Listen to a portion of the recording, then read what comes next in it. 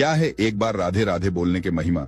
चलिए जानते हैं। एक बार एक व्यक्ति था, वह एक संत जी के पास गया और कहता है कि संत जी, मेरा एक बेटा है, वो न तो पूजा पाठ करता है और न ही भगवान का नाम लेता है। आप कुछ ऐसा कीजिए कि उसका मन भगवान में लग जाए। संत जी कहते हैं, ठीक है बेटा, एक दिन तू उसे मेरे पास लेकर आ जा।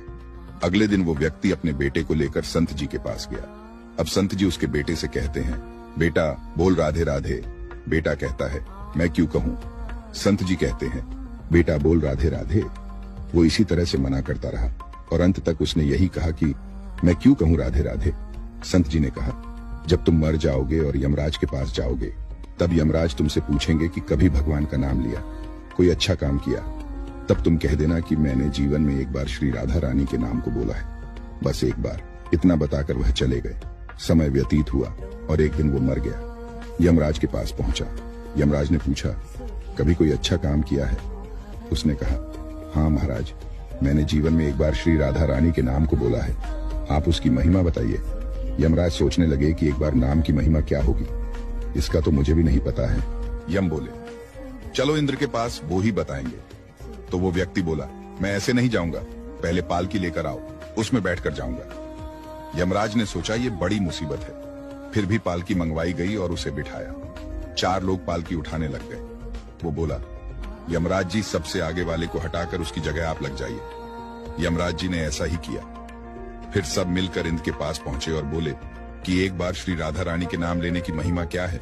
इंद्र बोले, महिमा तो बहुत है, पर क्या है ये मुझे भी नहीं मालूम। बोले कि चलो ब्रह्मा जी को पता होगा, वो ही बताएंगे।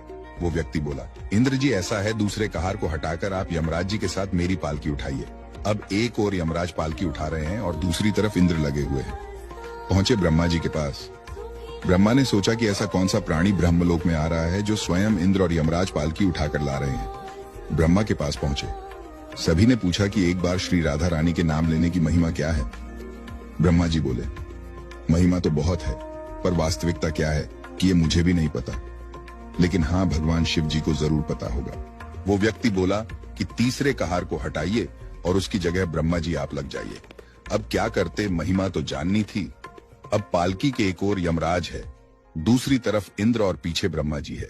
सब मिलकर भगवान शिव जी के पास गए और भगवान शिव से पूछा कि प्रभु श्री राधा रानी के नाम की महिमा क्या है? केवल एक बार नाम लेने की महिमा आप कृपा करके बताइए। भगवान शिव बोले कि मुझे भी नहीं पता, लेकिन भगवान विष्णु जी को जरूर पता होगी। वो व्यक्ति शिव जी से बोला कि अब आप भी पालकी उठाने में लग जाइए। इस प्रकार ब्रह्मा, शिव, यमराज और इंद्र चारों उस व्यक्ति की पालकी उठाने में लग गए और विष्णु जी के लोक पहुंचे। विष्णु जी से पूछा कि एक बार श्री राधा रानी के नाम लेने की महिमा क्या है?